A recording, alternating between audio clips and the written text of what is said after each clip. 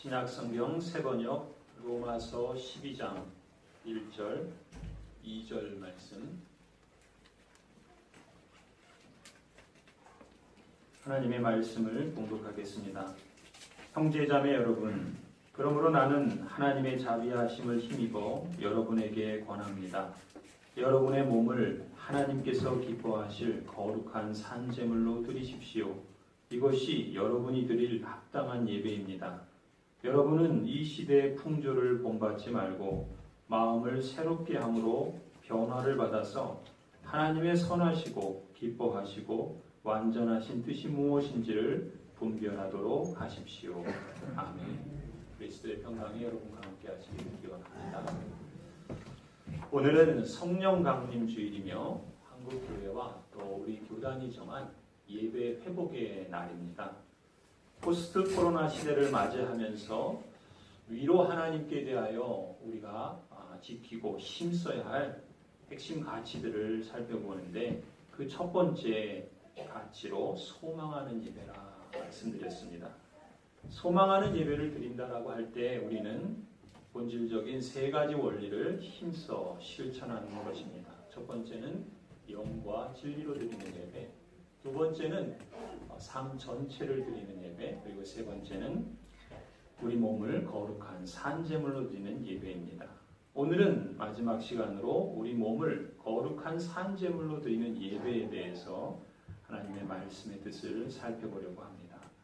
여러분, 로마서 12장 1절을 보시죠.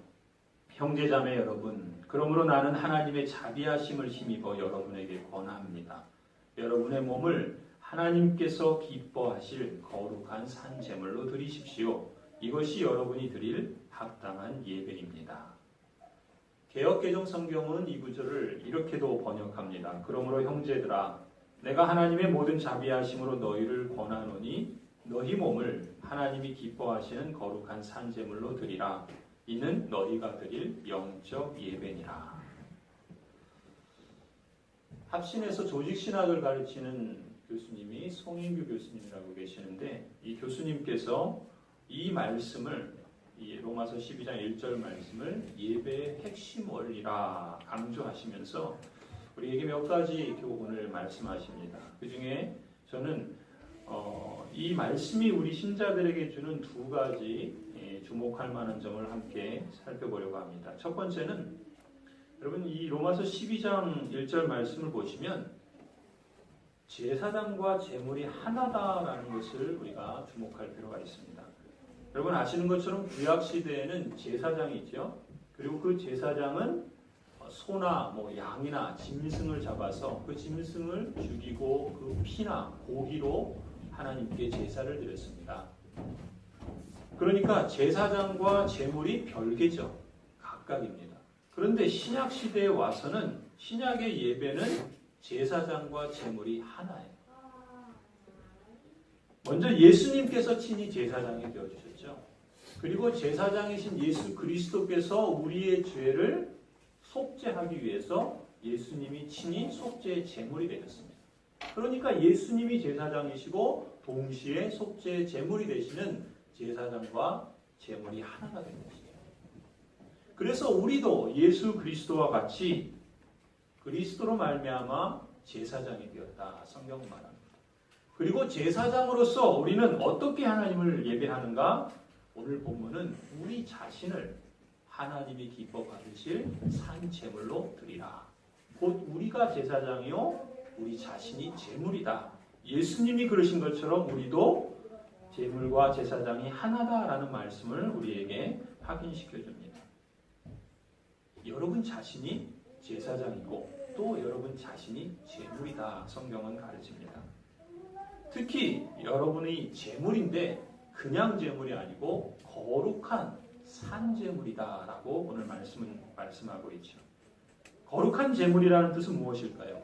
보통 거룩하다라는 말을 하면 윤리적으로 깨끗하다, 윤리적으로 바르다, 그런 의미를 생각합니다. 물론 맞는 말씀입니다. 그런데 성경에서 거룩하다라고 말할 때는 그것보다 더 우선하는 의미가 있는데, 그것은 바로 하나님께 드려졌다, 하나님께 구별되어졌다. 그래서 성별되었다라는 말하죠. 그러니까 거룩하게 구별되어진 걸 성별이잖아요. 이 거룩하다는 1차적인 의미가 바로 하나님을 위해 구별된 그런 의미에서 거룩. 그러니까 여러분을 거룩한 제물로 드리라고 할 때는 여러분 자신을 하나님께 구별된 그러한 제물로 드리라라는 의미가 있겠죠. 달리 그걸 풀어서 설명하면 이런 것입니다. 하나님께 구별됐다라는 말은 하나님이 의도하신 것을 따라서 구별됐다는 겁니다. 하나님이 의도하신 뜻을 따라 구별된 제물, 하나님이 기뻐하시는, 하나님이 의도하신 그 의도와 목적을 따라 자신을 드린다는 의미가 여기에 있습니다. 그래서 그걸 구체적으로 2절 말씀을 보시면 뭐라 그럽니까? 이 세대를 본받지 말고 이 세대의 풍조를 따라 휩쓸려 가지 말고 나를 향한 하나님의 선하심, 또 우리를 향한 하나님의 기뻐하시는 뜻, 교회를 향한 하나님의 완전하신 뜻이 무엇인지 분별하고 그렇게 자신을 드리라. 그것이 구별된 거룩한 제물이라는 의미입니다. 그렇게 보면은 여러분 각 사람을 향한 하나님의 뜻과 계획, 그것이 다른 어떤 것보다, 다른 그 무엇보다 우선순위에 두고 자신을 드리고 바치는 것이 거룩한 제물이라는 의미겠죠. 가령 이렇게 말할 수 있습니다. 우리가 예배를 드리기 위해서 먼저 준비하지 않습니까? 그래서 예배 시간에 늦지 않으려고 하고 또 우리의 옷을 가급적이면 깨끗하고 단정하게 차려입고 또 예배 드리는 것보다 다른 일을 앞세우지 않고 또 예배 시간에 딴 생각으로 우리의 마음이 흐트러짐 없이 하나님께 집중하여 예배드리지 않습니까? 그것이 하나님께 우리 자신을 구별하여 드리는 하나의 모습일 수 있습니다. 더 나아가서는 이 예배를 통해서 하나님의 성령께서 임재하시고 이미 계신 그 성령, 우리 안에 계신 성령께서 또 이 가운데 충만하게 임재하시는 걸 사모하는 거죠. 그래서 우리의 마음을 다해 찬송을 합니다. 그리고 선포되는 말씀을 통해서 하나님의 뜻이 나를 향한 또 우리를 향한 하나님의 뜻이 무엇인가 그것을 찾으려고 그 말씀에 집중합니다.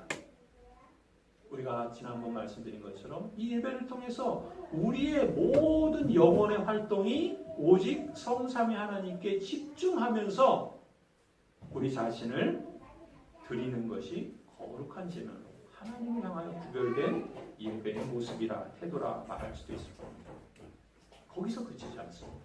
우리 자신을 하나님께 구별해서 드린다라는 말은 이 예배 드리는 이 주일 예배 요 한 시간 그것으로 그치는 것이 아니라 한 주간, 아니 한 달, 아니 우리의 한 평생을 통해서 내 인생의 목적 전체를 통해서 하나님의 뜻이 무엇인지, 하나님의 계획이 무엇인지, 나를 향한, 우리를 향한 하나님의 작정하심이 무엇인지 그것을 찾고 그것을 마음에 두고 그 하나님을 향해서 우리 자신을 구별하여 드리는 것이 바로 이 하나님이 기뻐하시는 거룩한 제물이라 그렇게 말씀하는 것입니다.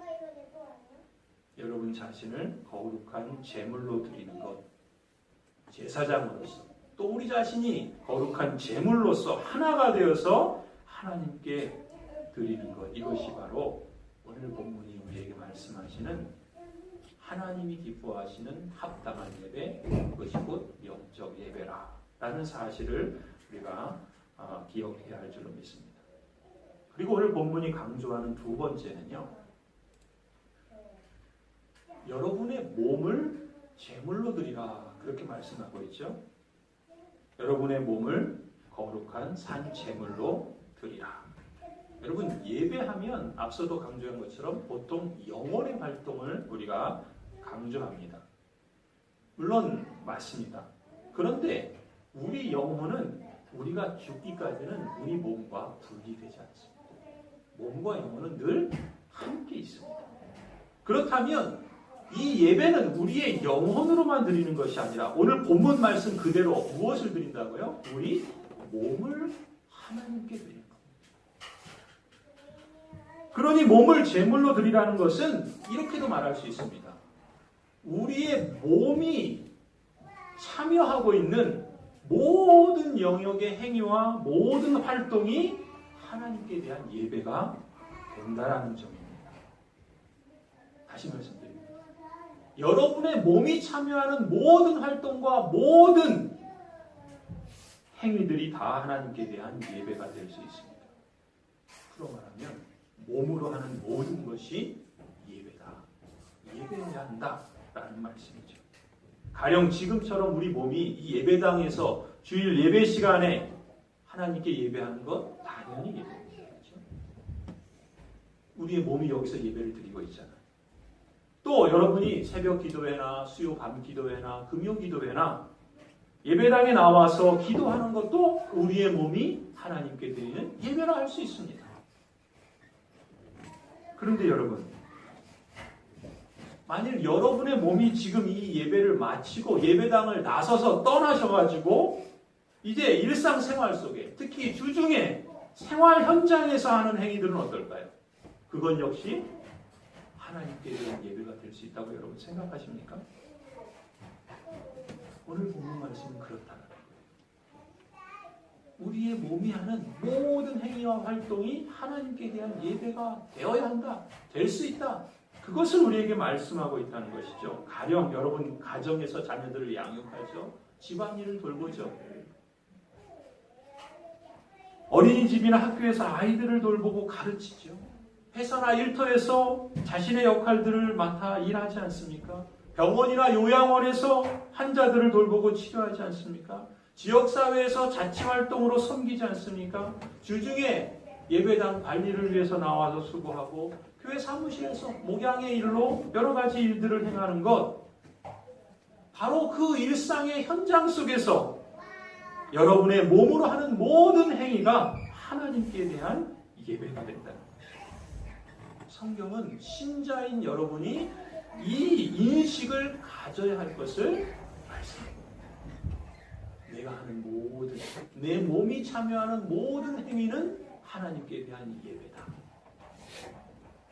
그래서 여러분의 몸이 있는 바로 그 현장에서 여러분 자신을 거룩한 산 제물로 구별하여 하나님께 드리십시오. 본문은 이렇게 오늘 말씀하고 있는 겁니다. 그럼 첫 번째, 두 번째 교훈을 종합해 보면 첫 번째는 뭐라고 그랬습니까? 몸과 제물이 하나라 그랬고, 두 번째는 몸이 하는 모든 것이 예배라 그랬죠. 두 가지를 종합하면 이렇게 말씀드릴 수 있을 겁니다. 여러분이 드릴 하나님이 기뻐하시는 영적 예배, 하나님에게 합당한 예배는 어떤 예배인가? 우리 몸이 있는 현장에서 여러분 자신이 행하는 모든 행위와 영혼의 모든 활동 모두를 하나님께 구별하여 드리는 것. 그것이 하나님이 찾으시는 예배요, 영적인 예배요, 합당한 예배라 성경은 말씀합니다. 내 몸이 있는 현장에서 내 자신을 하나님께 드리는 것, 이것이 영적 예배의 핵심이요, 여러분이 드릴 합당한 예배인 줄로 믿습니다. 사실 우리는 그동안 예배를 너무 이 예배당에서 드리는 예배로만 생각을 해서 주일 예배나 새벽 예배나 수요 예배나 금요 예배 등 예배 의식에 참여할 때만 예배드린다, 그렇게 예배를 너무 제한적으로 축소해서 생각해 왔습니다. 그러다 보니까 꼭 예배당에 모여야만 예배드리는 것 같고, 가정 예배나 일상에서 예배하는 삶은 상대적으로 놓친 것이 사실입니다. 아울러 예배를 드리고 이제 예배 의식 가운데 예배를 드리고 예배당 문을 나서면 이제 세상에서는, 세상을 향해 나아가죠. 세상에서는 그저 세상 일을 하며 세상 방식으로 산다는 생각을 쉽게 갖습니다. 그러다 보니까 세상살이를 하다 보면 이 죄 많은 이 세상에서의 삶은 왠지 그저 예배당에 들어올 때 그런 마음이 들지 않습니까? 내가 이 세상에서 무슨 그 죄 많은 것, 그 죄송한 모습만 떠올라서 이 예배당 예배를 통해서 나의 그 모든 죄를 다 씻는 일종의 죄 씻음의 의식을 하고 나서야 비로소 이제 다시 세상으로 돌아간다, 이런 생각을 은연중에 갖게 되었다는 것이죠. 하지만 성경은 우리가 드리는 예배, 이 예배만이 아니라 일상생활에서 우리가 살아가는 그 삶의 모든 행위와 그 활동들도 하나님께 드릴 합당한 영적 예배임을 우리에게 가르치고 있습니다. 말하자면 이것을 일상생활의 예배라 이렇게 표현할 수 있겠죠. 그래서 앞서 인용한 송인규 교수님은 일상생활의 예배를 두 가지로 분류합니다. 첫 번째는 일상생활 가운데 종교 행위를 통해서 드리는 예배가 있고요. 두 번째는 일상생활 그 자체가 예배라는 의미가 있습니다. 첫 번째는 뭐라고요? 일상생활 속에서 종교 행위를 통해서 예배를 하는. 그 다음에 두 번째는 일상생활, 일상의 그 활동 자체가 예배라는 의미입니다. 그럼 먼저 일상생활 가운데 종교 행위를 통해서 예배를 한다. 이게 무슨 의미인가? 아마 여러분 이미 예상하는 것과 같습니다. 주일이 아닌 주중에도 예배를 드리거나 기도를 하거나 말씀을 보거나 그런 신앙생활을 하는 것이 일상생활에서 종교 행위를 통해서 드리는 예배라고 말할 수 있습니다. 가령 여러분이 가정에서 가정예배를 드리는 것. 또 일터에서 신우회 활동을 하시는 분들도 있죠. 역시 마찬가지입니다. 주중에 새벽 기도회, 수요일 밤 기도회, 금요 밤 기도회에 참석하여 기도하는 것도 그렇습니다. 또 목장 예배도 그렇죠. 또 목장에서 함께 성경 읽은 것을 모으는 것, 기록하는 것. 그래서 주중에 성경을 읽는 것도 일상생활 가운데 종교 행위를 통해서 하는 예배라 성경은 그렇게 말씀합니다. 근데 그뿐이 아니에요. 빌립보서 4장을 한번 보시겠습니다. 빌립보서 4장 18절 말씀입니다. 나는 모든 것을 받아서 풍족하게 지내고 있습니다. 나는 여러분이 보내준 것을 에바브로 디도로부터 받아서 풍족합니다. 그것은 아름다운 향기이며 하나님께서 기쁘게 받으시는 제물입니다. 여러분 지금 여기에 뭐라고 표현합니까? 하나님께서 기쁘게 받으시는 제물. 오늘 로마서 12장 말씀처럼 하나님께서 기쁘게 받으실 제물. 똑같은 예배죠. 그렇다면 무엇을 두고 하나님께서 기쁘게 받으실 제물이라고 하는가? 이 말씀은요. 빌립보 교인들이 사도 바울의 필요를 채우기 위해서 에바브로 디도라고 하는 한 형제를 그에게 보내서 헌물을 드린 겁니다. 그 헌물 드린 것을 두고서 사도 바울은 뭐라고 표현하냐면 이것이 아름다운 향기고 그 하나님께서 기뻐 받으시는 제물이라 이렇게 말씀합니다. 히브리서 13장을 한번 보시겠습니다. 그러니 우리는 예수로 말미암아 끊임없이 하나님께 찬미의 제사를 드립시다. 이것은 곧 그의 이름을 고백하는 입술의 열매입니다. 선을 행함과 가진 것을 나눠주기를 소홀히 하지 마십시오. 하나님께서는 이런 제사를 기뻐하십니다. 뭘 제사라 그래요? 선을 행하는 것, 가진 것을 나눠주는 것, 찬미의 그 입술의 고백의 열매를 맺는 것. 이것을 하나님이 기뻐 받으실 제사라 그래요. 그것은 무슨 의미인가? 우리가 일상생활 속에서 여러분이 행하는 종교행위, 가정예배나 신우의 예배나 또 기도하거나 또 말씀을 읽거나 전도하거나 이런 종교행위도 예배요. 더 나아가서는 그리스도의 이름으로 선을 행하거나 구제를 하거나 남을 돌아보거나 가진 것을 나눠주는 이러한 종교행위들도 다 하나님이 기뻐 받으시는 예배라 이렇게 말씀한다는 거죠. 가령 우리가 지난 40절 동안 사랑의 빵을 통해서 구제 언급한 것 예배입니다. 하나님께 구별하여 드리는 산 제물이요 예배입니다. 우리가 지난 코로나 그때 지역사회 방역을 위해서 우리 고양동에 있는 여러 빌라들을 돌아다니면서 여러 주에 걸쳐서 방역 활동을 한 것. 그런 선을 행하는 것 하나님이 기뻐 받으시는 예배입니다. 또 우리 성도들 중에는 시자연에서 지역사회 여러 사람들을 위해서 음식 자원봉사 하시는 분들 있죠. 그런 자원봉사 활동 역시 하나님이 기뻐 받으실 예배라. 말하자면 구제나 선행, 나눔과 같은 행위도 일상생활에서 종교 행위를 통한 예배라. 이렇게 말할 수 있는 겁니다. 이렇게 일상생활 속에서 여러분이 행하는 종교 행위를 통해서 하나님을 기쁘시게 하는 예배를 드릴 수 있습니다. 그것이 이제 첫 번째고요. 두 번째, 일상생활의 예배는 여기에만 그치지 않습니다. 그러면 종교 행위만 예배냐? 그렇지 않다라는 것이 하나님의 말씀입니다. 두 번째는 일상생활 자체가 예배일 수 있다. 예배여야 한다. 그런 말씀이 그걸 구체적으로 적용해서 가르치는 말씀이 골로새서 3장입니다. 골로새서 3장 22절에서 24절 같이 한번 읽어보도록 하겠습니다. 골로새서 3장 22절에서 24절 시작. 종으로 있느니 여러분 모든 일에 육신의 주인에게 복종하십시오. 사람을 기쁘게 하는 자들처럼 눈가림으로 하지 말고 주님을 두려워하면서 성실한 마음으로 하십시오. 무슨 일을 하든지 사람에게 하듯이 하지 말고 주님께 하듯이 진심으로 하십시오.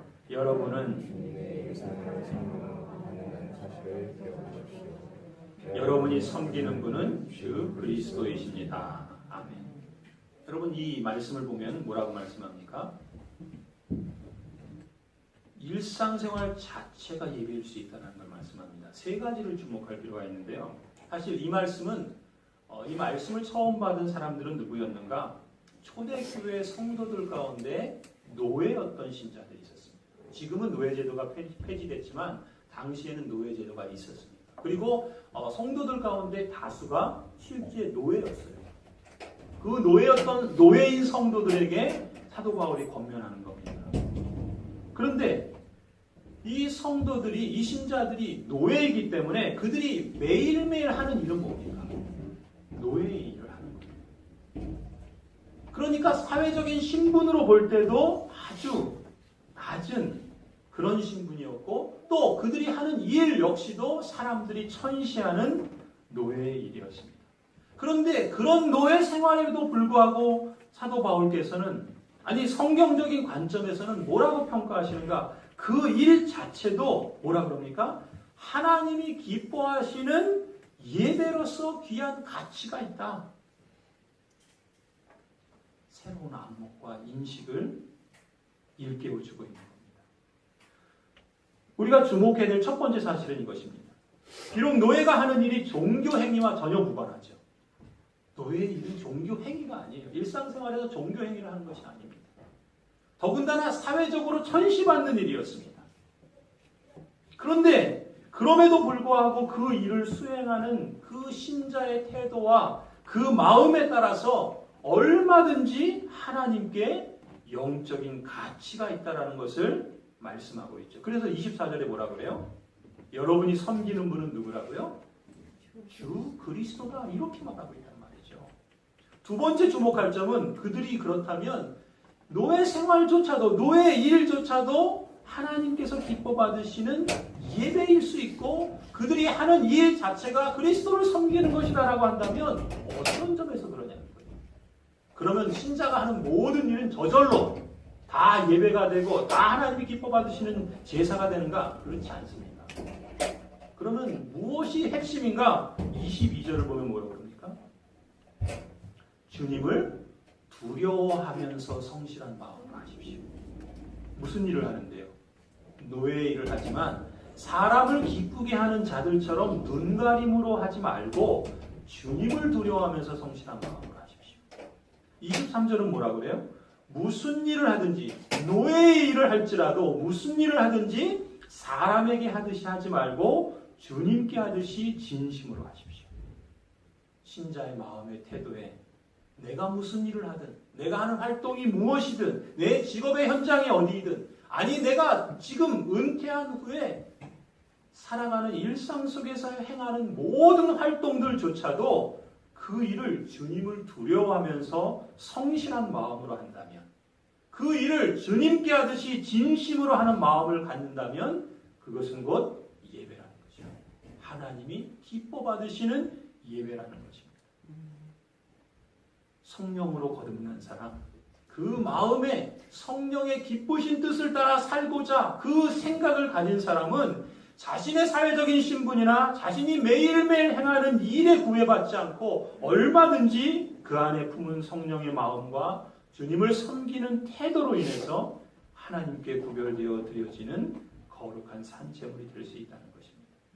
세 번째 주목할 점은 그런 점에서 자기 삶의 현장에서 그 일 자체를 주 예수 그리스도를 섬기고 예배하듯 주님께 한다면 24절에 뭐라 그럽니까? 여러분은 주님께 유산을 상으로 받는다는 사실을 기억하십시오. 우리가 하는 일상에서 하는 일을 통해 월급을 받고 또 수당을 받고 또 수수료를 받고 물질적인 보상을 받죠. 물질적 보상 아니라 때로는 보람도 느끼고 또 뿌듯함을 느끼기도 합니다.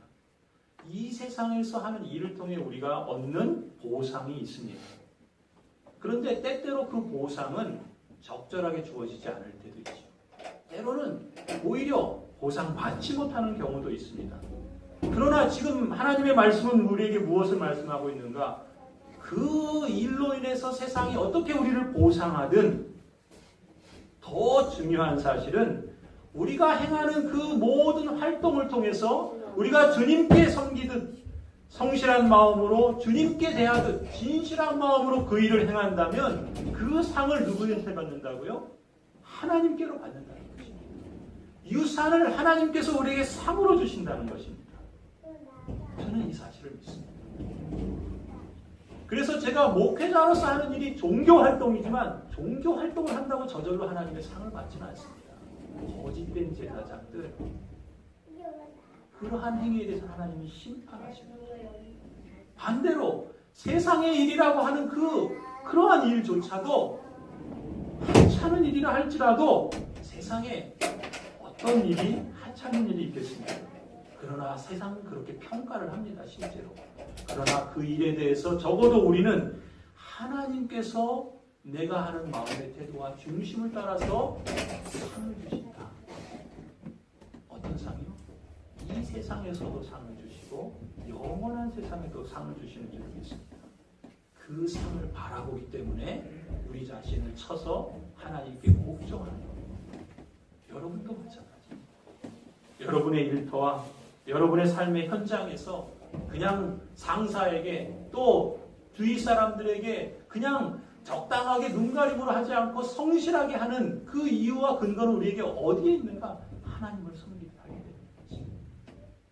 더 많은 보상을 해주고 더 많은 월급을 주기 때문에 그렇게 열심히 일할 수도 있지만 우리에게는 다른 가치와 다른 안목이 있다는 것입니다. 하나님께 대하듯 내가 주님을 섬긴다라는 그 의식을 갖고 있다는 것이죠. 그래서 하나님께서 은혜를 주셔서 우리 손이 수고한 대로 보상을 얻다면 감사한 일이죠. 그래서 감사하는 겁니다. 그러나 혹 그렇지 않을지라도 하나님께서 우리에게 주시는 영원한 상이 있고 또 지금 이 땅에서 우리에게 다른 방식 여러 통로를 통해서 주시는 상이 있음을 믿기 때문에 이러한 우리의 모든 일상적 활동도 예배다라는 의식을 갖고 그런 삶을 추구하는 것이죠. 성도 여러분, 여러분의 일터와 여러분의 삶의 현장 자체가 주님께 받는 영원한 상급의 근거가 된다는 사실을 기억하시기 바랍니다. 초대교회 당시 노예가 수행하는 천하고 보잘것없는 일을 통해서도 주님을 예배하고 하나님이 기뻐하시는 산 제물이 될 수 있다면 오늘날 여러분의 직업, 여러분의 삶의 현장, 그것이 어떤 직업이든 그것이 어떤 역할이고 활동이든 또 일상생활의 다른 모든 행위들도 그 자체가 더더욱 충분한 예배가 될 수 있지 않겠습니까? 여러분의 직업이 무엇입니까? 여러분의 일터가 어디입니까? 여러분의 일터나 일상생활이 전혀 종교적인 색채가 배어있지 않더라도 여러분이 주님께 하듯 모든 일에 성실하듯 오늘 말씀처럼 우리의 일상생활 자체가 곧 주님을 예배하는 현장인 줄 믿습니다. 이제 이러한 새로운 인식을 마음에 새겨두시기 바랍니다. 그래서 여러분의 삶의 현장과 여러분의 주중에 매일매일의 그 일터가 이 세상이 주는 것과 이 세상이 보상해 주는 것과는 비교할 수 없는 영원토록 고귀하고 놀라운 주님의 상을 받는 복된 자리가 되시길 주님의 이름으로 간절히 축원합니다. 아멘. 기도하시겠습니다.